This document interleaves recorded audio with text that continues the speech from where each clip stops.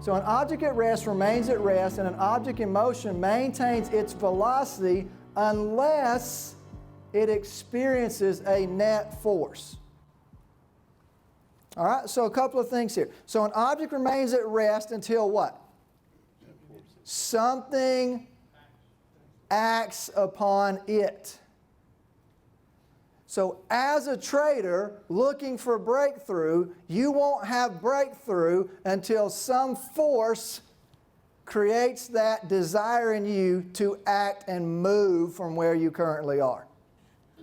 The object that is standing still has to not only be touched, it has to be moved. Guys, it's not enough for you to have a good feeling that this was a good event. You have to physically be moved in order for action to take place. So in order for you to have momentum, you can't have feelings, you have to have what?